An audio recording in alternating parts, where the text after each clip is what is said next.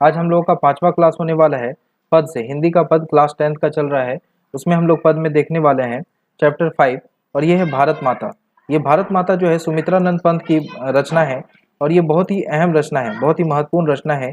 इसके माध्यम से हम भारत माता को समझने का प्रयास करेंगे। तो चलिए प्रश्न उत्तर के माध्यम से हम पूरे पाठ को समझने का प्रयास करते हैं। तो कविता के साथ अगर हम पहला प्रश्न देखें तो कविता के प्रथम अनुच्छेद में कवि भारत माता का कैसा चित्रण प्रस्तुत करता है।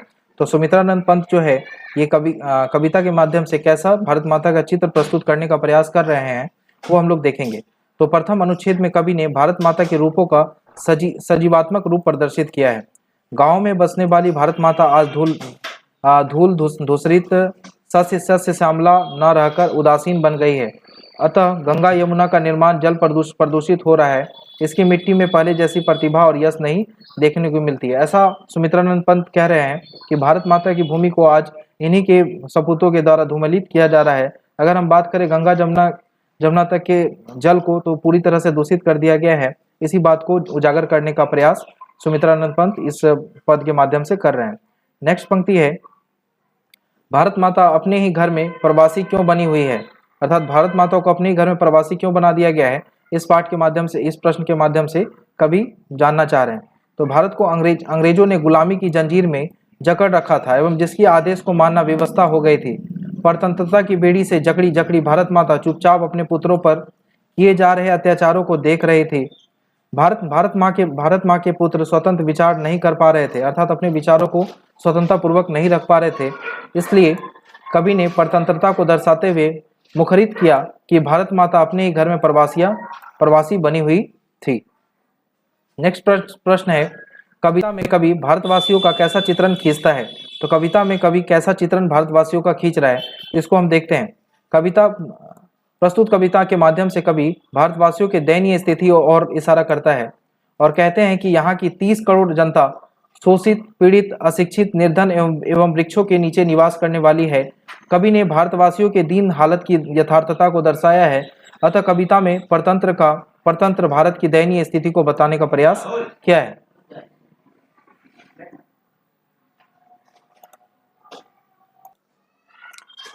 अतः कविता में पवित्र परतंत्र भारतीय की दयनीय स्थिति को बताया गया है। आगे बढ़ेंगे हम। क्वेश्चन नंबर 4 है, भारत माता का ह्रास भी राहग्रसित क्यों दिखाई पड़ता है। तो इसका सही उत्तर हो जाएगा, विदेशियों के द्वारा बार बार भारत की धरती को लूटा गया और रौंदा गया, परंतु जिस प्रकार धरती माँ सब बोझ सहा करती थी, उसी प्रकार भारत माता भी सब सहज भाव से सहन करती गई। अतः जिस प्रकार चंद्रमा भी अनायास ही कभी राहु द्वारा ग्रसित हो जाता है, ठीक उसी प्रकार भारत माता का भी विदेशी आक्रमणकारियों के कारण कई बार ह्रास होता रहा है। कवि प्रश्न नंबर 5 के माध्यम से बताना चाहते हैं, कवि भारत माता को गीता प्रकाशिनी मानकर भी ज्ञान मूट क्यों कहा है। अर्थात गीता की प्रकाशिनी होने के बावजूद भी ज्ञान की कमी वाला क्यों कहने का प्रयास किया है। इस प्रश्न के माध्यम से हम कवि का सार समझेंगे। तो भारत सत्य, अहिंसा, मानवता आदि का पाठ सारे विश्व को पढ़ाता रहा है प्राचीन काल से ही, किंतु आज इस क्षितिज पर अज्ञानी की पराकाष्ठा चारों तरफ फैल गई है। किंतु आज इस धरती पर अज्ञानता की प्रकाष्ठा चारों ओर फैल गई है। लूट खसोट, अलगाववाद, बेरोजगारी आदि की समस्या से गुजर रही है तथा इसका चित्र प्रतिदिन धूमिलित होता जा रहा है। अर्थात प्रतिदिन हमें इसका धूमिलित रूप देखने को मिल रहा है। अतः वर्तमान समय में संपूर्ण जगत में अंधविश्वास, अज्ञानता व साम्राज्य उपस्थिति हो गया है। इसी कारण से कवि ने इसे ज्ञान मूट अर्थात ज्ञान की कमी वाला बताया है, क्योंकि आज हमारे भारतीयों में ही ऐसा कई कुकृत सामने आया है, ऐसा कई परिणाम सामने आया है जिसे देखकर दिल दहल जाता है। आगे बढ़ते हैं। प्रश्न है क्वेश्चन नंबर 6, कवि की दृष्टि में आज भारत माता का तप संयम क्यों सफल है। अब तप और संयम सफल होने की बात कवि किस आधार पर कह रहे हैं, इसको हम देखते हैं। तो विदेशियों द्वारा बार बार आक्रमण के उपरांत भी भारत माता की सहनशीलता आज भी बरकरार है। आज भी यह अहिंसा का पाठ पढ़ाती है तथा लोगों के भय को दूर करती है। सब कुछ खो देने के बाद भी यह अपने संतान को वसुधैव कुटुंबकम अर्थात पूरा विश्व क्या है, एक परिवार है, कुटुंब है, कुटुंब के रूप में देखने को कहता है, मेहमान के रूप में देखने को कहता है कि ही शिक्षा देता है। और हमारा G20 समिट का भी यह स्लोगन था, वासुदेव कुटुंबकम। यह भारत माता के तप का ही परिणाम है कि आज भी इसकी संतानें सहिष्णु बनी हुई है, अर्थात अपनी सहिष्णु भाव से विश्व में स्थान बना रही है। अब हम आगे चलेंगे व्याख्या की ओर। प्रश्न नंबर 7 में व्याख्या है।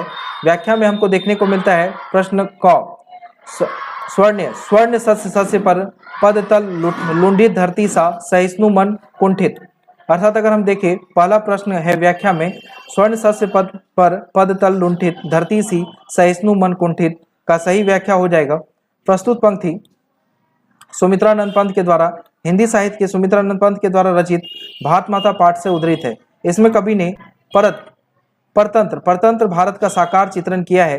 कवि कहते हैं कि धरती पर सुनहरा फसल सुशोभित है और वह दूसरों के पैरों तले रौंद दिया गया है, अतः भारत माता का मन सहनशील बनकर कुंठित हो रहा है। इसमें कवि ने प्राचीन भारत की कल्पना को मूर्त रूप देने का प्रयास किया है, अर्थात प्राचीन भारत में हमें जो जो अत्याचार सहने पड़े उसको बताने का प्रयास किया गया है। अब इस अध्याय का अंतिम प्रश्न है व्याख्या में ख नंबर, चिंतित भूकुटी क्षितिज तिमिरांकित नमित नयन नव वाष्पाच्छादित। इसका सही उत्तर हो जाएगा, प्रस्तुत पंक्ति हिंदी साहित्य के भारत माता पाठ से उद्धृत है, जिसमें कवि ने सुमित्रानंद पंत ने भारत का मानवीकरण करते हुए पराधीनता से प्रभावित भारत माता की उदासीनता, दुख एवं चिंतन रूप को दर्शाने का प्रयास किया है। अतः क्षितिज गुलामी की अंधकार के कारण माता की आंख अश्रुपूर्ण आंसुओं से भर गई है, आंसू वाष्प बनकर आकाश को आच्छादित कर रही है। इसके माध्यम से परतंत्र की दुखद स्थिति का दर्शन कराया गया है। साथ ही प्रधानी भारत माता उदासीन, इसकी भी बोध कराने का प्रयास किया गया है, के माध्यम से किया गया है। अर्थात अगर हमें अपने भारत माता को फिर से पुनः खिलखिलाते हुए देखना है तो हमें मानवीय व्यवहार को अपनाना होगा और हमें अपने देश को एक साथ लेकर आगे बढ़ना होगा। यहाँ पे ऊंच नीच को कोई दर्जा नहीं देना होगा। और इस पूरे पाठ के माध्यम से, इस पूरे अच्छे पाठ के माध्यम से सुमित्रानंद पंत ने भारत माता के उन बिंदुओं पर प्रकाश डालने का प्रयास किया है जिससे भारत माता जो है अभी अभी उससे बाहर निकलने का प्रयास कर रही है या फिर किया गया है। तो हमें अपने अतीत से हमेशा कुछ न कुछ सीखना चाहिए और आगे बढ़ना चाहिए और हमें अपने गौरवान्वित भारत को समझने का प्रयास करना चाहिए। तो आज के लिए इतना ही। जय हिंद। उम्मीद है ये चैप्टर आप लोगों को पसंद आया हो। धन्यवाद।